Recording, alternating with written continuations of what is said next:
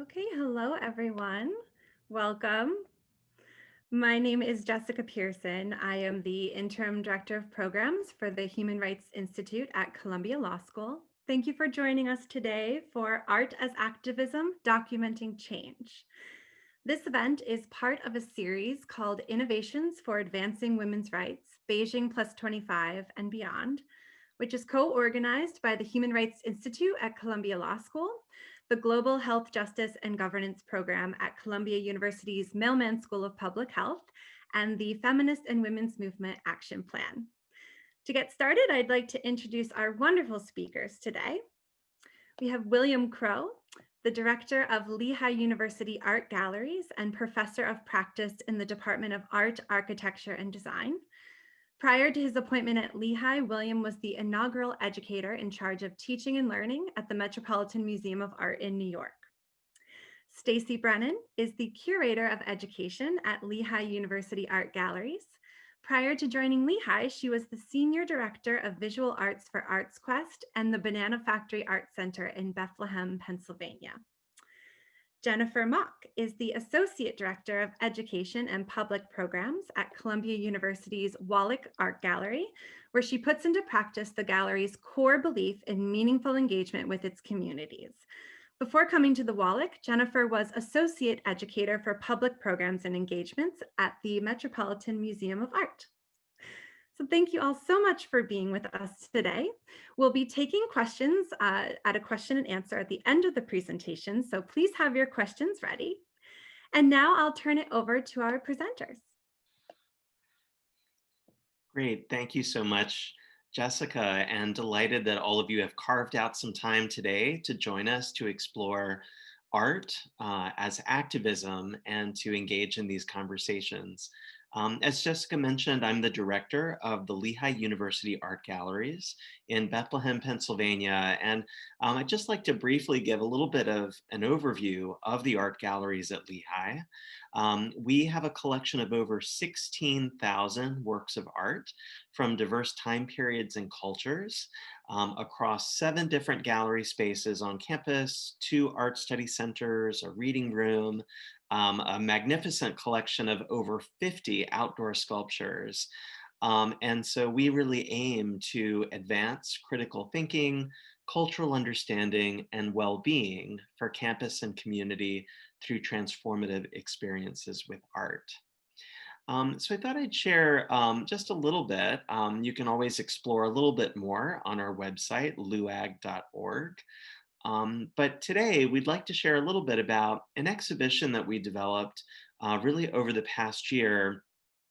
And that's called Doing Democracy, photography from the George Stephanopoulos collection.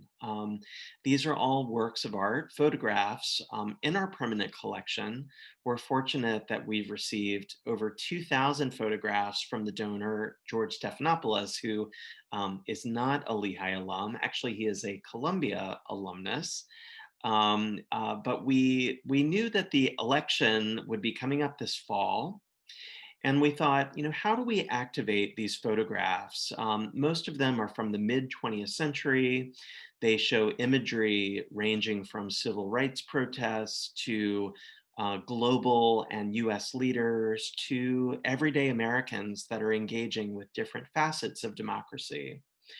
So we knew that we could draw on these photographs for this exhibition. But we also wanted to draw on student perspectives and faculty perspectives. Certainly our undergraduate students who are the next generation of leaders and artists and museum professionals and in a wide range of majors. So we worked with over 30 students and faculty members from a wide range of departments to really think about how do these photographs speak to us today? Why should we bother looking at these photographs? What connections do they have to the world that we live in today? So you see a few images here of us engaging in these conversations, thinking about how we might activate these photographs. It really became clear through these conversations that museums, like democracies, really function best when people participate. And so in this exhibition, We've highlighted a range of student voices, their perspectives, their interrogations of these photographs, as well as faculty voices and others as we explore these great works of art. We also have, given our situation with COVID, an outdoor version of this exhibition along a well-traveled greenway, as you see here. This is from our opening reception that was just a week ago on Friday, October 2nd, complete with some Lehigh undergraduate students that led masked and socially distanced conversations with 22 reproductions of works of art that also have an accompanying audio guide that they created. So I'm excited to turn things over to my wonderful colleague, Stacie Brennan, who's going to share with you a little bit more information about selected photos from the exhibition, particularly with an eye to our topic today, art as activism. So feel free to take it away from here, Stacie. Thank you, William, and thank you all for joining us today. It's an honor to be here and to talk to you about the Lehigh University Art Galleries, but also Doing Democracy, our featured exhibition. So as William said, we had this wonderful opportunity to partner with the City of Bethlehem and the Southside Arts District to recreate photos from the exhibition on a 1.9-mile former trail line. And it gave us this opportunity to really build access to the community and to bring about issues both historically and contemporary to the forefront, and to have conversations with the community about what is important to them.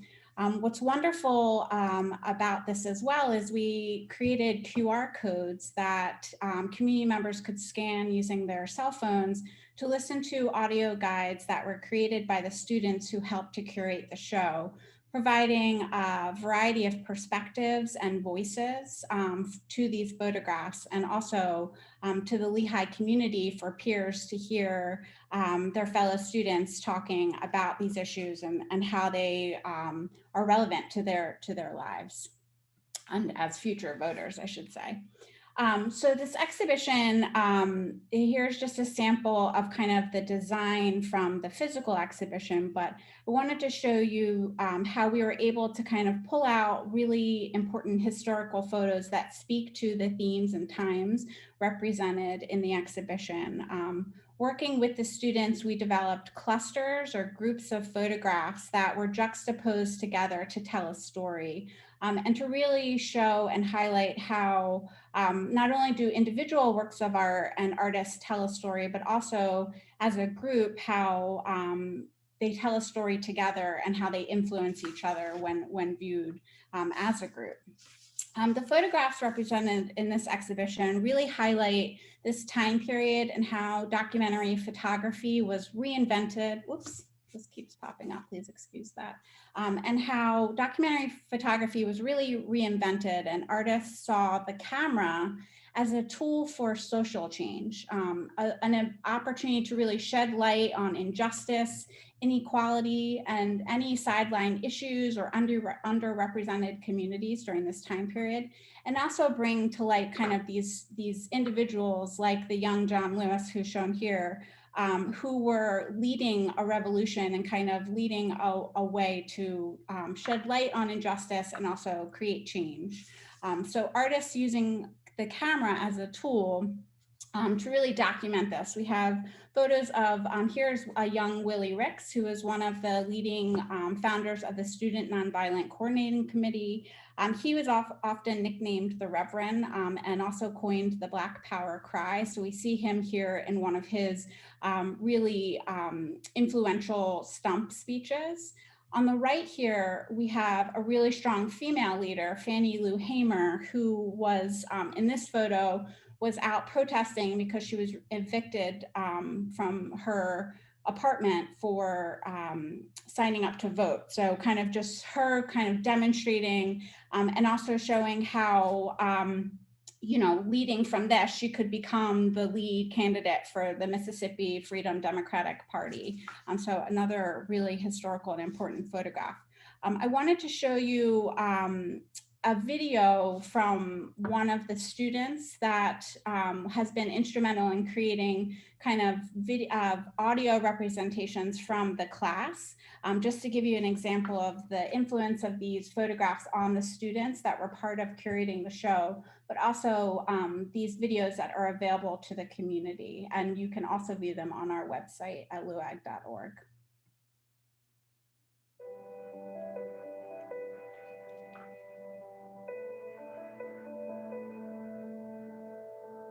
In the southern United States, Jim Crow laws enforced racial segregation until the passage of the Civil Rights Act of 1965.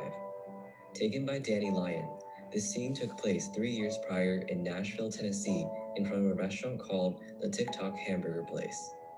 Lyon captured Lester McKinney, Bernice Regan, and John O'Neill in what at first seems to be 3 people standing to get inside. Throughout the South, sit-ins and boycotts took place in public establishments such as this restaurant. It is evident that this is in fact a snapshot of a demonstration against segregation. A white waitress is peering at them through the window glass, while other white customers surround the 3.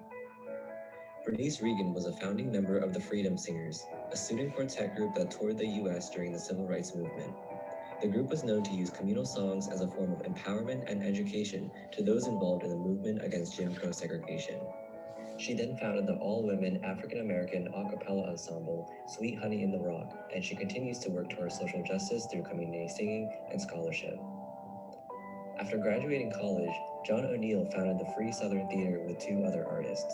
The group provided free shows primarily in predominantly Black towns with little access to theater. O'Neill hoped and encouraged them to articulate their own stories and continued to bring performance arts to many audiences throughout his life. And finally, Lester McKinney joined the Student Nonviolent Coordinating Committee and became a prominent figure in the demonstrations against segregation in Nashville.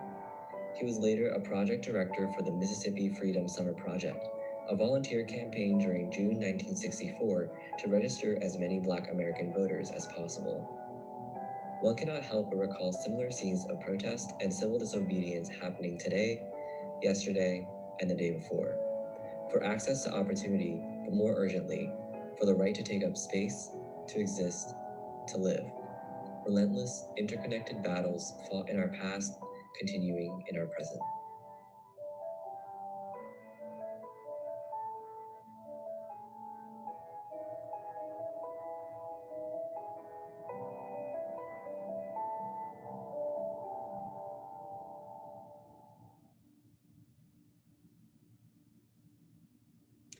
So a great example of a student's perspective, and also how not only this research has influenced him, both for the present day and this interconnected kind of battle of both historical and contemporary issues, and how this continues, and the importance of showing these photographs in the art galleries at this time leading up to the elections.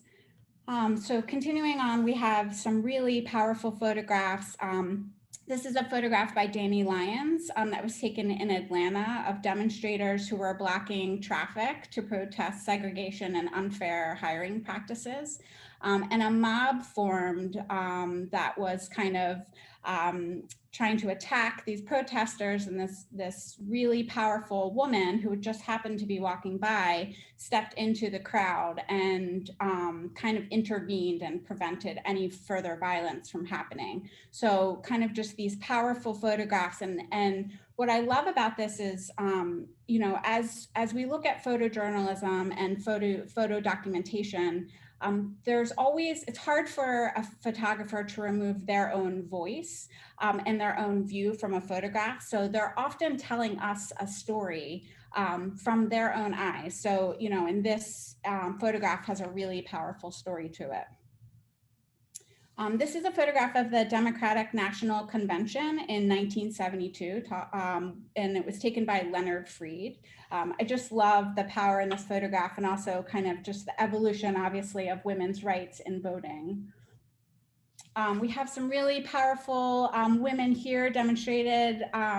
We have Betty Furness on the left, who was an actress and radio and TV personality in the 1950s. And in 1967, President Lyndon B. Johnson appointed her as a special assistant to the Consumer Affairs. So she really became this leading role and figure and face in Consumer Reports. On the right here, we have Eleanor Roosevelt, the longest first lady to be in office. And she was, obviously an important activist for women's rights, but also human rights, and just a great photograph of her. We have here a young Angela Davis outside of a courthouse. And obviously many of us know she was a political activist, philosopher, and academic. And really just seeing her evolution, both as a political activist and kind of juxtaposed on the right here is a powerful photograph by Richard Drew called, by Herb Snitzer, that is Cry Freedom, and just kind of the evolution of rights and social justice issues and women kind of taking leading roles in fighting for equality. There are so many photographs to go over, and I just wanted to pull out some of the leading female figures as it relates to our discussion today.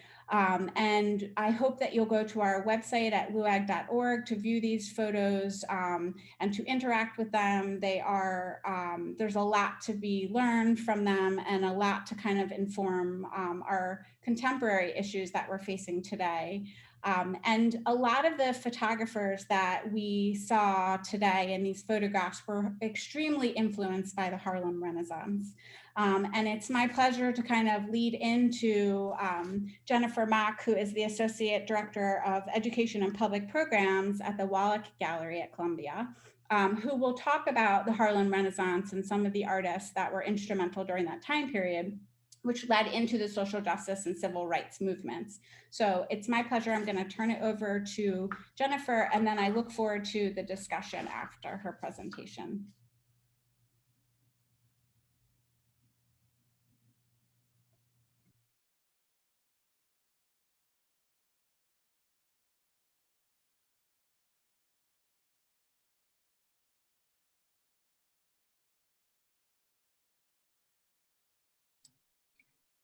Hi, everyone. Thank you for joining us this afternoon. Stacie, thank you for that very kind introduction. I also want to thank Jessica for inviting me to participate in this series. And again, want to just salute my colleagues at the Lehigh University Art Gallery, Stacie, Brennan, and my dear friend and colleague, William Crow. So glad to join you today. And give me just a minute. I'm going to go ahead and share my screen. So this is always, I feel like, the scariest part in this operation. But, all right. As Stacie mentioned, my name is Jennifer Mock, and I'm the Associate Director for Education and Public Programs at Columbia University's Wallock Art Gallery. And as I begin, what I'd like to do is introduce you, or maybe a better way to put it would be perhaps to reintroduce you to Columbia University's Wallock Art Gallery. The gallery was established in 1986, and it's located on the Manhattanville campus, which is just about a 10-minute walk up Broadway to 129th Street. And we are located on the 6th floor of the Lenfest Center for the Arts building, which was designed by the architect Renzo Piano. Now, the Wallock Art Gallery advances the university's historical, critical, and creative engagement with the visual arts. The gallery is both a laboratory and a forum that offers opportunities for curatorial practice and discourse while bridging diverse approaches to the arts at the university while welcoming a broader public. When you come to the Wallock, you can expect, well, you'll experience many different types of programs and projects. The way in which exhibitions come forward to the gallery, they can be organized by graduate students or faculty in the Art History and Archaeology Department or by Columbia University scholars.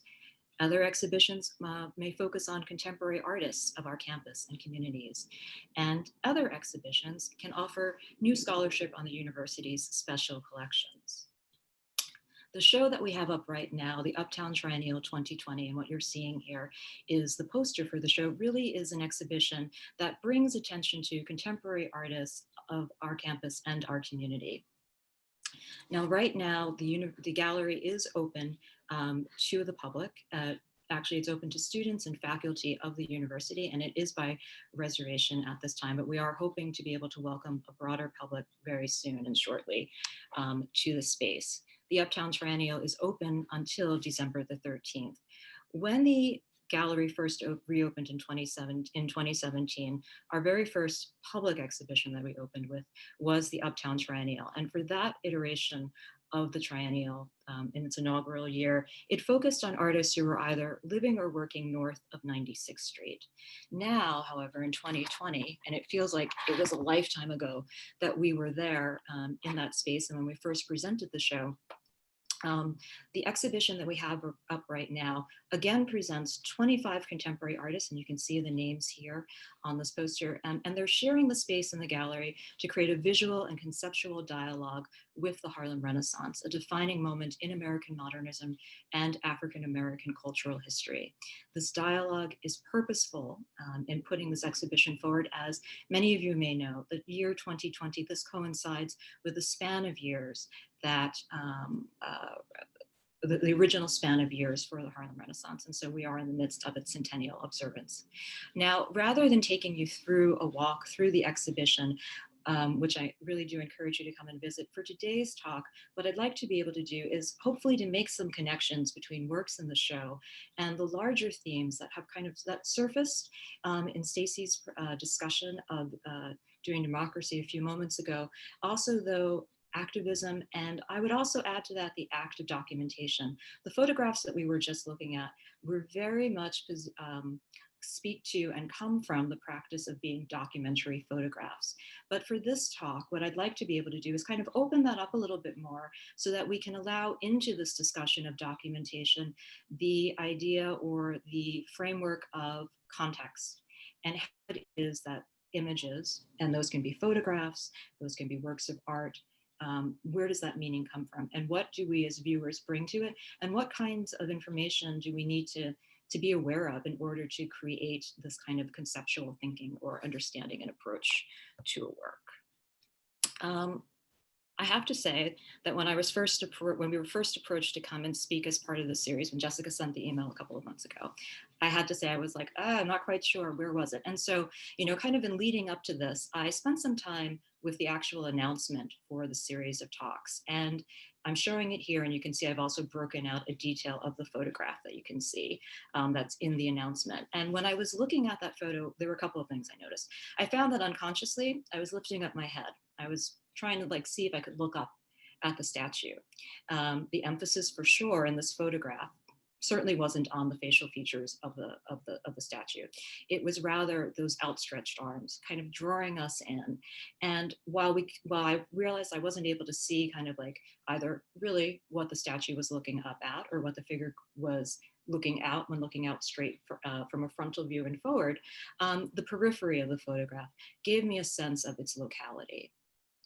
From the flyer, we know that the photo is of a statue that connects to the 1995 Fourth World Conference of Women in Beijing. And, as I kept sitting with it some more, I kept looking for a caption, and, sometimes captions just aren't there, but I think as an educator, I'm always kind of like, I want to know more. And so kind of in wanting to know more, I reached out to Jessica, and she shared my questions in turn with Sun Young Yoon, who's the UN representative for the International Alliance of Women and an attendee of the 1995 conference. And it was from Sun Young that I was able to learn that the statue, number one, it was created for the entrance to the NGO forum from the Beijing conference, and it was donated by China. It was donated by the China Organizing Committee. The name of the artist was unknown, and I think the photograph might have been taken by Sun Young, or it might have been taken by another attendee at the conference. And so it was really, with this piece of additional information, some of the things kind of snapped into place. For one thing, I couldn't now stop myself from thinking about Mao's quotation, "Women hold up half the sky." Now, whether or not that was intentional, the reference with the statue, it really does feel appropriate for a conference that would produce the Beijing Declaration and its blueprint for the advancing of women's rights. For me, as I continued to sit with the image, though, I knew that I was probably never going to get to see this sculpture in person, and that really the only way I was ever going to know this sculpture was through this image. And I think that's part of this larger kind of discussion when we're talking about activism, arts, and documentation, that images, they begin to form part of the visual record that something actually occurred. And then that becomes open to interpretation. And so as I was thinking about this photograph, its subject, the statue, the composition, and how the image came to be composed and how we come to see it, and its context and its intent in this instance to bring attention to women's rights, it sort of circuitously, it led me to the Uptown Triennial 2020 exhibition and the Harlem Renaissance artist Augusta Savage, whose sculpture, the Harp, Lift Every Voice and Sing, now only exists in photographs, and it's also represented in the Wallock Art Gallery's exhibition as a small study maquette. What I'm showing you here now is an actual photograph of the Harp. It was placed on the grounds of the 1939 World's Fair out in Flushing Meadows. So those of you here in the city, you know what I'm talking about. Where now you can go and see the U.S. Tennis Open. It's the same grounds in Hoover configuration. The statue itself, when it was made and erected, it was 16 feet high, and it's probably the statue that Augusta Savage. It's the body of work that she's most recognized for.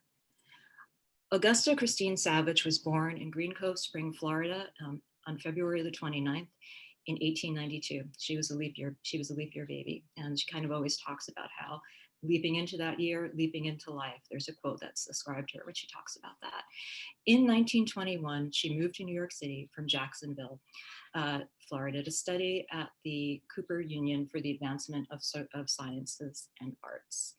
And as I begin this discussion and kind of surfacing some ideas and discussion about Augusta Savage, I just did want to take a minute to highlight Jeffrey Hayes. She was the curator of the 2018 exhibition, Augusta Savage, Renaissance Woman. It's a show that if you were again in New York, you might have seen it. It was on view at the New York Historical Society about a year and a half ago. And that exhibition and the catalog that accompanies that show, it really should be required reading for anyone who wants to fully understand Augusta Savage's significance as an artist and as an activist. Augusta Savage, when she moved to New York, her move to New York coincided with the Harlem Renaissance. Now the Harlem Renaissance, there's a little bit of back and forth about what the years were for its actual span of time, but basically you can use kind of as a footprint for the Harlem Renaissance, the end of World War I, 1918, through the Depression and into the 1930s. The Harlem Renaissance asserted pride in Black life and identity.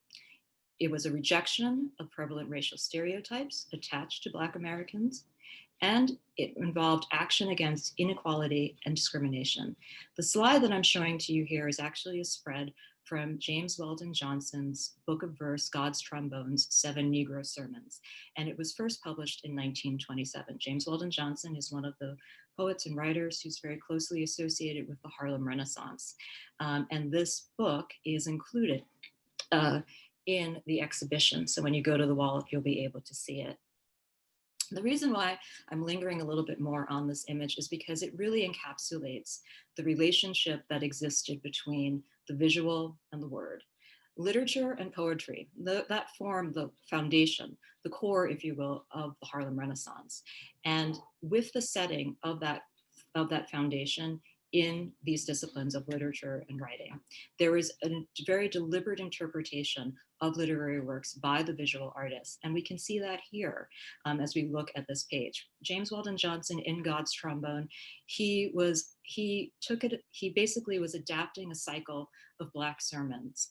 It was responding in part to a larger recognition that that Black sermons, the Black church, Black ministers, it was an oral tradition, and that there was not necessarily a place where one could look to find those sermons in printed form, because it was an oral tradition again. And so kind of recognizing that this book, God's Trombones, takes that and places onto the page the sermons and puts them into words. And they were accompanied by a series of illustrations by Aaron Douglas. And that's what you see, the illustration on the left. Now this sermon, Listen, Lord, a prayer, you can see that for Aaron Douglas, what he's responding to, it's the suggestion that this is perhaps a worshiper. The figure itself is rendered in a semi-abstracted flattened form that is suggestive perhaps of Egyptian hieroglyphs, and also Aaron Douglas's awareness of graphic elements. And it's really, I kind of take this moment to take note about the Egyptian aspect of the treatment of the figure, because in this we can see the influence of Alain Locke. And Alain Locke was in many ways the architect, if you will, for the Harlem Renaissance. He was the editor of the New Negro. And here what you're seeing, this is the dust jacket of the New Negro, which was edited by Alain Locke. It was first published in 1925, and basically the book encompassed a series of writings that included Alain Locke's kind of settling on a series of writings that he had essays that first appeared in the National Urban League's Opportunity magazine. These essays were informed by Locke's journey and travel to Africa in December of 1923. When he embarked upon this journey, what he found, particularly in Egypt, what he found was a literate, ordered African tradition. And this was really what he had been looking for. Why was he looking for this? He was looking for a way to be able to refute the claim that the West had a monopoly on civilization. His visit to Egypt also for Locke, it settled his view that, quote, the American Negro is in a real sense the true Pan-African. This discovery, it formed the premise for Locke's writings, and it also encouraged Blacks in America to identify with Africa. So for Locke, having kind of resolved for himself what it is he was saying, where he was looking for inspiration, and where in turn he wanted to point direction to, by time that kind of crystallized for the New Negro, he was then able to focus on the potential of art and culture to revolutionize what it meant to be a Negro and what it meant to be an American. The intertwining now of these two elements of talking about the Harlem Renaissance. Locke's use of the term the New Negro, it signified the migration to Harlem, and that migration was for opportunity. The image that I'm showing to you here, just quick for context on it, we actually, we were all at the gallery reading through parts of Alain Locke's New Negro, and we actually were able to check a copy, a first edition, as it turned out, of the New Negro out of the Columbia University library system. It was still in circulation, and when you come to the gallery, that is the edition that you're going to see on view in the show. The reason that I also just wanted to take a moment to take another look at the spread. It gives you a sense of the book itself, which gives you a sense of its tactile nature, but also just to say that first editions of the New Negro, you can always identify them because they're the only edition that includes the colored plates by Wynald Rees. The plate that you can see on the left is one example of such. All subsequent editions would featured the decorative graphic element that you can see here as I'm moving my cursor about. Now, Aaron Douglas, who we saw previously, his work in God's Trombones and Listen, Lord, he studied with Wynald Rees, and he also contributed to Alain Locke's New Negro. And so a lot of the border treatment that you'll see, it's Aaron Douglas's work as well. And it really shows here, I think, another aspect of his work, and that is the graphic design aspect of it. So kind of now, having given you very briefly a framework for thinking and understanding the Harlem Renaissance, this is the world that Augusta Savage was a part of. She was shaped by it, but she also shaped the Harlem Renaissance. And she did this as a woman, as a Black woman who was a visual artist. The combination of all of these aspects, it's even more of a reason to really recognize the significance of that at a time when, it's always difficult to be an artist, but to be a Black woman artist, this was an incredibly challenging time. And I want to just to kind of give you a little bit more context for that. When she came to New York in 1921, you'll recall, she started studying at the Cooper Union. She was very successful as a student. She received a great deal of praise and recognition, and that recognition brought her to the place where in 1923, she actually received the summer scholarship for the prestigious Fontainebleau School of Fine Arts in France. That was tremendous. The scholarship, however, it was rescinded by the American Selection Committee after they learned that Augusta Savage was Black. The story was picked up by newspapers, including the New York Times. W.E.B. Du Bois, he also weighed in on the matter and came out very strongly that this was not right, this was discrimination. Savage herself, she wrote a letter that appeared in the New York World and in which she took up her own case. And I just want to do is just share her words as we take a look at this photograph of Augusta Savage. Augusta Savage writes, "I hear so many complaints to the effect that Negroes do not take advantage of the educational opportunities offered them. For how am I to compete with other American artists if I am not given the same opportunity? I don't care for myself. I don't much care for myself because I will get along all right here. But other and better colored students might wish to apply sometime. I am the first colored girl to apply. I don't like to see them establish a precedent. I don't like to see them establish a precedent." The decision of the selection committee would not be reversed. Augusta Savage would not go to Fontainebleau in 1923, but she here with these words established herself in not only being an artist, but advocating for other artists. And it's a relationship that is the through line that runs throughout her work and her life and her career. She was an activist for artists, she was a visionary, and she was an artist. In 1929, she would make the trip to Paris, and she did so when she was awarded the Julius Rosenwald Fellowship. The image that I'm showing to you right here, this is a sculpture bust, and it's entitled Gamine, and this is the piece that basically got the fellowship for Augusta Savage. It's a piece that when you look at it and you spend a few moments with it, what becomes immediately clear is the humanity of the subject, of the figure. It's the youth. When you look at it, his eyes are looking out at us, the way that his hat sits upon his head, the jaunty angle that's there.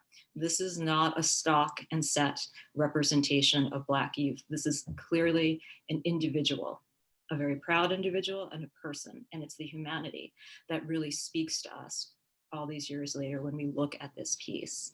As you're looking at it also, there's no question about it. There is the confidence that Augusta Savage demonstrates as an artist.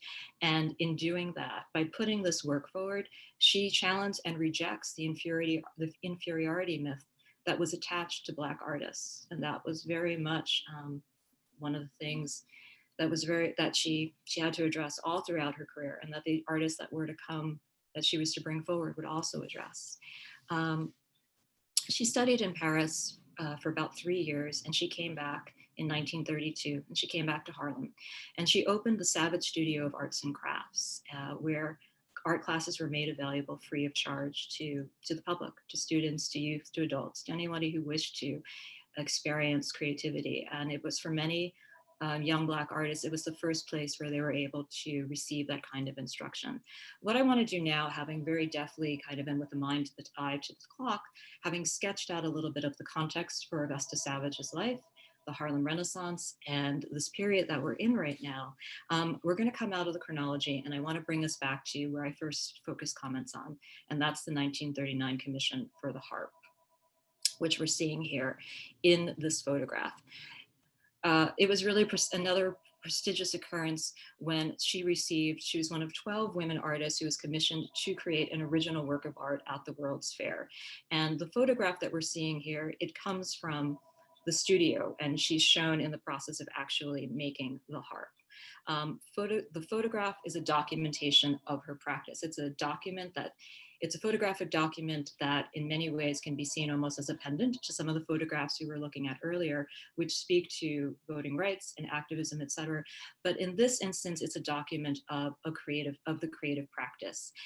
It's precious because in general, to be able to see an image of a woman who is an artist making work, it's exceptionally rare. You layer onto that again, that's a Black woman artist. It's incredibly powerful. And it also suggests to us and makes us think about how incredibly powerful was it for the students who were able to go into that space and to see that work. And this is something that's going to come up a little bit later. The other image that I want to just quickly show you here as we're looking is another vantage point of the harp being made. And you can see that in Augusta Savage's studio, she has she has a studio worker, she has an assistant, a studio assistant working on it as well. And again, you can just see, you have a sense, a real sense of the height of the piece and the fact that it was monumental. And the kneeling man who forms the back portion of it, he hasn't yet been added. Now, where was the sculpture going? Its destination was the 1939 New York's World's Fair. And I'm just putting this map here just to kind of give you a sense of the sprawling scale of the World's Fair itself and the setting into which this piece was going to be inserted.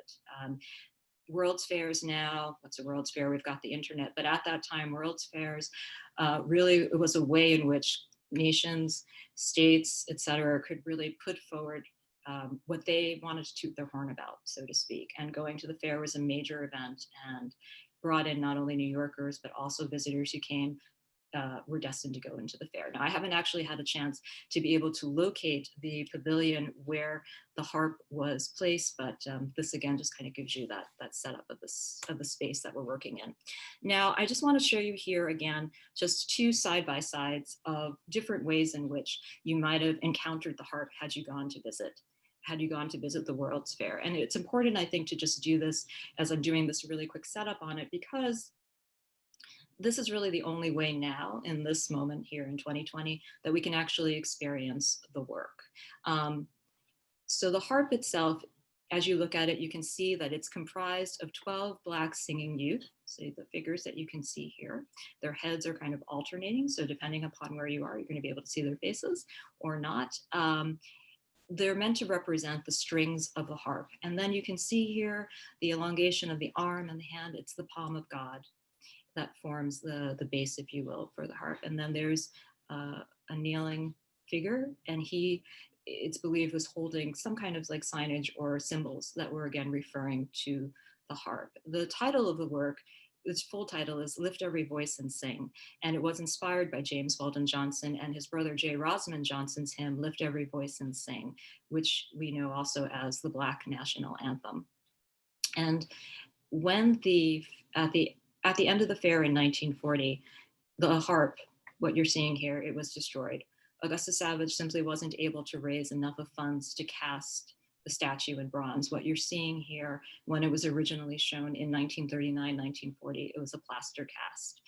And so the harp itself, it exists to us now only as an image from photos that are captured from the fair. And I'm showing you here really here also. There are other ways you could take the harp home with you. It was a postcard, and the image that you're seeing on the left is a postcard of the pavilion itself, or the Fine Arts Pavilion. So it was set in the courtyard, actually, in front there.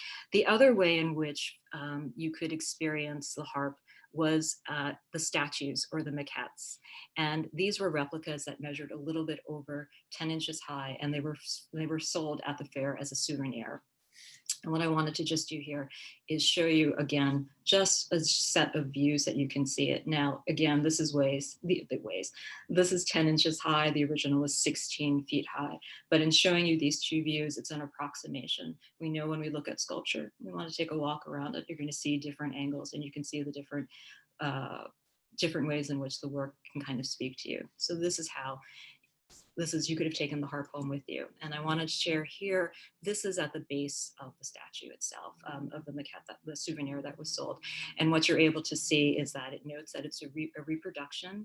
It's by Augusta Savage, and it gives you the address of Augusta Savage's studio. It's really poignant. When you come to the Wallock Art Gallery, you're going to encounter one of the replicas. That is how Augusta Savage is represented in the exhibition. What I'm showing you here is an install shot. The little dots that you see here, when you go to the gallery's website, you can basically click on those and you're able to see just the label text for each of the works. So you can see here the work being shown. And this is the way now that most people recognize Augusta Savage and understand her, and they think to know the work. But of course, it existed in true form as a statue. And when you're in the gallery and as you stand before it, you can see that relationship again between literature and art in the Harlem Renaissance. In the harp, we see the visualization of lift every voice and sing. Lift every voice and sing, to earth and heaven ring, ring with the harmonies of liberty. Let our rejoicing rise high as the listening skies. Let it resound loud as the rolling sea. Sing a song full of the faith that the dark past has taught us. Sing a song full of the hope that the present has brought us. Facing the rising sun of our new day begun, let us march on till victory is won. A postscript. Augusta Savage worked on the harp in 1938, but in the years leading up to that, she had actually been named the director of the Harlem Community Arts Center. And what you're seeing here, the Harlem Community Arts Center was created in 1937. It was part of the Works Progress Administration and the Federal Art Project. And what it did was the Harlem Community Arts Centers was in many ways, it was an even larger version of Augusta Savage's original studio school. And the photograph that you're seeing here in particular, you can see here's Augusta Savage herself standing there, and then to the side, Norman Lewis, who go on to become who is an artist we know and identify with abstract expressionism. He was one of the instructors that was there. I wanted to just kind of show you this image, and then show you just two representative works from the Harlem Community Arts Center, because I think here you can really get a sense of what it meant to be able to create this work. Augusta Savage knew what it was to make work, having received the commission for the harp and the other works that she made throughout her career. But what was equally important to her, and as we know from her letters, being able to speak and to say that Black artists need to have additional opportunities. It's really here in the Harlem Community Arts Center, though, that we can see the activist piece come into play. Two pieces that we're looking at right now. On your left, it is a bust that is made of Gwendolyn Knight, who was an instructor at the Community Arts Center, and was also, she was an instructor there, and Augusta Savage made this piece. And again, you can see this is a little bit later than Gamine, but you can see, again, the style with which, the confidence, the individuality that is there and present. And I've paired it with Robert Blackburn and the Club Room. And it's a lithograph that was made. Bob Blackburn he went and he learned printmaking at the Harlem Community Arts Center. And I think really what you're seeing here, this encapsulates in this print what was at the heart, what was needed for creativity. The Harlem Community Arts Center, what was it? It was for students, it was an opportunity to learn. And it was an opportunity to learn from Black artists. For artists who were instructors, it was access to materials. It was access to workspace, and it can't be overstated. It was access and it was space making for community. The work that emerged from the Harlem Community Arts Center was made in Harlem. It was by Harlem artists, and it was for Harlem, first and foremost. They would have multiple exhibitions at the Community Arts Center where you could connect with that work. And in doing so, the images, the body of work that was put forward really kind of took the Harlem Renaissance to that next place where in terms of putting forward images and ways of seeing and visualizing Black identity and Black culture. And showing you here what you can see again, Jacob Lawrence, he's actually the figure that you see in the photograph on the left. He was one of the students and he taught at the Harlem Community Arts Center. And he knew Augusta Savage. And what I wanted to just say about it was an observation that he made, that when he recalled Augusta Savage, Jacob Lawrence said, "It was an opportunity to pursue what I wanted to do. It was great just meeting her and seeing a Black woman create, or even to see a Black woman try to create out of herself was a tremendous encouragement to me because I had never known anyone to do so." So I've kind of placed this here, and I think I'm going to stop at this point, kind of having traced a little bit of a thread between the Harlem Renaissance, having focused on Augusta Savage, her work as an artist, her work as an activist, her place in building and creating a space where the next generation of artists, of Black artists could learn. Here, I'm going to just flash quickly through the migration series, seeing that here. And lingering just for a minute on this image that comes from the migration series. It consisted of 60 panels split between the Museum of Modern Art and the Phillips Collection now. Captions were written by Jacob Lawrence. He first wrote the captions, he then created the images. In the series, this is the only panel in the series where the subject matter is solely that of a female, of a woman. And looking at this image, I couldn't help but think again of the statue at the beginning of when looking at the listing for this event. do we see the statue? Do we see the woman that's here? By being the sole subject of it, we do see her here. Presence and absence kind of come into play, but also a sense of being able to look for and to find where we need to find sources of strength and representation of women, and strong women at that. When you come to the gallery, Zavarius Simmons, The Whole United States is Southern. This is a work that draws inspiration from Jacob Lawrence's Migration series.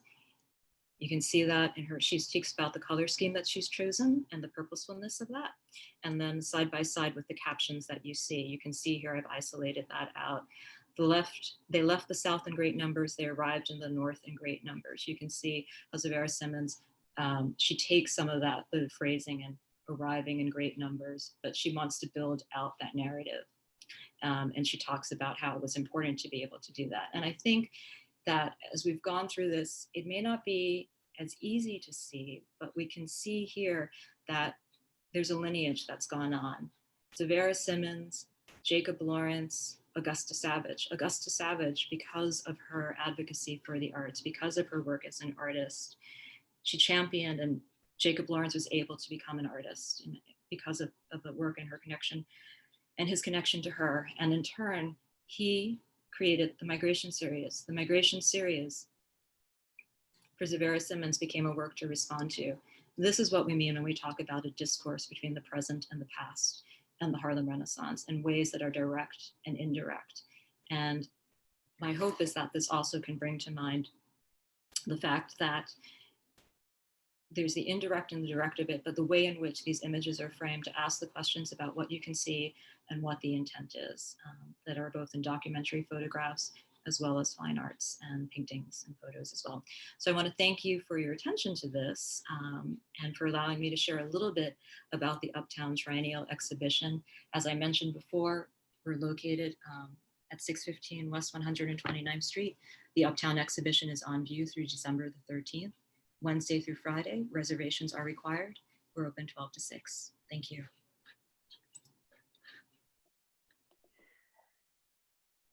Thank you so much, Jennifer, Stacie, and William, for those powerful presentations. If you have any questions, please feel free to put those in the Q&A function or the chat. We do have one question that is directed for you, Jennifer. Do you happen to know why is the print taken out of subsequent editions of A New Negro? That is a good question, and I do not have the answer for that. I'm not sure. I'm not sure. There are a couple of ways I think we could find an answer to it. There's the potential that there's cost that's involved with it. The cost of being able to do color prints. When the new Negro went into kind of larger editions and became more readily available, the softbacks that were to be made, there's less cost involved in that. But no, I don't have a concrete answer for that, but I'll look into it. Thank you for raising it. Another question that came up is, Stacie showed us some images from the civil rights movement in the 60s, and history seems to be repeating itself in the US with protests against police brutality and racial injustice this summer. Have any of you seen some powerful pieces of art or photography coming out from current events?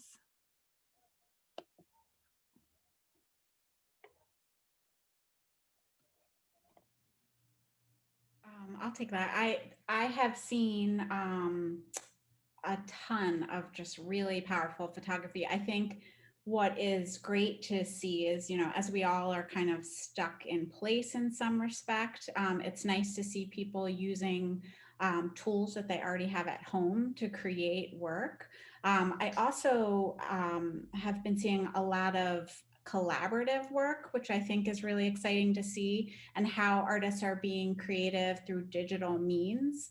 So I think, just making a tie from the photographs that we showed previously, documentary photographers were kind of showing their own stories and documenting their time, and then kind of using photography to bring about awareness to these issues. And now, and at that time, it wasn't as common. Everyone was getting the same information, which was really great. Now we have this like a wealth of information. And so it is up to us to be curators of our own kind of digital information. And so I think it's been really interesting to see how artists are utilizing that to kind of get their messages across through different social media platforms. And again, that collaboration I think has been really incredible. I don't have a specific artist that I'll point to, maybe my colleagues here do, but I think there's just a wealth of amazing things coming out. I would just echo the same thing that Stacie mentioned. I think, you know, not only people documenting moments right now that are very contemporary that are echoed in these photographs that we looked at from the civil rights movement, but also it's interesting just to look at this particular moment and how people are responding creatively in all forms. You know, there's this interesting turn that I think people have taken to, you know, find refuge in creative practice. But in some ways, you know, since our topic is activism, you know, all types of creative actions in many ways are their own form of activism, you know, even if we don't think about them in that way. You know, putting something unique and expressive and creative out in the world can in and of itself be a political act. And it's at least somewhat heartening to see that in this really tumultuous moment, people are returning to creative practices, you know, whether it's sketching at home or making something in their home or photography. So that's something inspiring that's happening in this moment. I'll just chime in really quick to say all of those things, again, responding to the individuality, I think, of the images that are emerging during this period. And really, I think, an awareness that we are beyond almost in a way that moment of the documentary photographer. That's not to say the documentary photographers are not doing the work, and it's important. But I think what it really raises is, as a viewer and as a consumer of images, you need to be aware of where these images are coming from, how they're being framed. And I think for me, another thing that I'm thinking about is I'm thinking about the afterlife of these images. I'm thinking about what is this conversation going to be like 50 years from now, or forget 50, 25 years from now. You know, what was it saying? What was it saying? How has it been understood? And what does this larger visual record look like? So I think, yeah, I think there's the diversity of images. I mean, I think, right, when you think about, I don't know, maybe the States one, right? But if you think about World War II, right, there are probably like 3 key images that you'll think of, or war photographers that will come to mind. But I think, you know, this question really speaks to, there's just a diversity of, and that diversity is really good. But with that, I think it also puts it upon us as individuals and as citizens to really be thinking about kind of the framing, the presentation, and its intent, and how that intent and how we understand it, it's going to evolve and it's going to change. A photograph is a moment and a marker of the minute that it's made, but when you're reading it and when you're seeing it, it's going to be living again. There are 2 lives to every work of art, be it a photograph, painting, etc. Great. We have another question that is directed for Jennifer. The story that Augustus Savage could not raise the funds for a bronze version of Lift Every Voice, what materials did she use to make her sculptures, and have any survived? That's a great question. The goal always for sculpting in general is you want the material that's going to last the longest. And so bronze, casting in bronze, it's the permanence of that. As with any practicing sculptor, you begin with a series of studies. So you're going to work through different materials. Sometimes it starts as a series of drawings. You work through with clay and plaster. Now, the harp, when the harp, as it was originally created and what appeared in 1939 at the World's Fair, it was a plaster cast. So it was a plaster cast that was then given a finish over it that would simulate bronze, but it was plaster. The works that we know that exist still today, there are a number of bronzes that exist, and there are plaster casts that continue to exist. The harp, we know it primarily, the bronze castings that were made for the souvenir statues that were sold at the World's Fair. Give me in the portrait of the young boy that we showed in the presentation, that was a plaster cast that's shown, but there were bronzes that were also cast. Then the bust of Gwendolyn Knight, that was actually just recast in the early aughts, I believe, and as a bronze. And so, you know, having the studies to work from and having those plaster casts, you're able to then go ahead and make the bronze, but it was costly. I mean, as a really quick kind of aside to it, Augusta Savage she went to Chicago also to kind of talk at the community art center that was located there as well. It was part of the FAP. And during that visit, she was able to connect with local school children. And the school kids, they brought pennies. They get 1 penny to give to her to donate. And that 1 penny, I mean, think about a penny in 1939, 1940. I don't even know how many dollars, I forgot to look it up. But that was a significant amount of scraping that was done. And it really, I think, speaks to the love for that work and the recognizing that it was activism. I mean, could there be anything more powerful than to render in a statue form, lift every voice and sing? I can't think of one. But to the original question, yes, there are works by Augusta Savage that exist. They come to us now. Some are in bronze and some are in plaster. Thanks. Just being mindful of the time, I just wanted to invite any of our panelists if they wanted to make any closing remarks. I would just say thank you again to all of you for joining us and carving out time during this really unusual and tumultuous time to look to art as a place to be inspired and to think about how does it apply to your daily practice and your work. So hopefully you'll join us at some point, either at Lehigh University Art Galleries or at the Wallock Art Gallery at Columbia in the near future. Just echo that for those of you from Columbia on the Senate, the Wallock Art Gallery. Come through, come see the show. It's open to December the 13th. Come to the website. And the other thing I'll just echo on it, I want to thank Jessica, Stacie for that presentation too, and getting me thinking about photographs, and Will for introducing me to the Lehigh Gallery.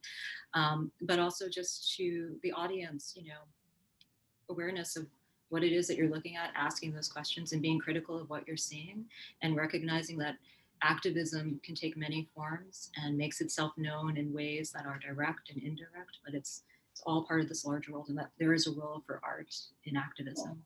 So thank you, everyone. Yeah, and I'll just thank everyone as well, and my dog is thanking everyone as well. And just, you know, echo in what Jennifer said, and thank you for your wonderful presentation, Jennifer. And Augusta Savage and her kind of inspiration. It's amazing to draw upon this repository that we have of meaning, of documentation of photography and images and history. And, you know, and just kind of use that as tools for learning about the future and our own creation. So I thank you all for this opportunity to think about this today, and I hope to see you in our galleries and at the Wallock Gallery in Columbia soon. Thank you. Well, thank you so much to William Crow and Stacie Brennan from Lehigh University Art Galleries and Jennifer Mock from Columbia's Wallock Gallery for that powerful and inspiring presentations. I invite you all to our next event in our series, Innovations for Advancing Women's Rights, Beijing Plus 25 and Beyond, which will take place on October 30th at 9:30 a.m. This event will be on the 20 years of UN Security Council Resolution 1325 and the link between peace and gender equity, and will feature an intergenerational dialogue between activists and artists. So we've put the link to register along with the link to our website for that in the chat. And thank you so much again for joining us today, and we hope to see you at the next one. Have a wonderful weekend, everybody.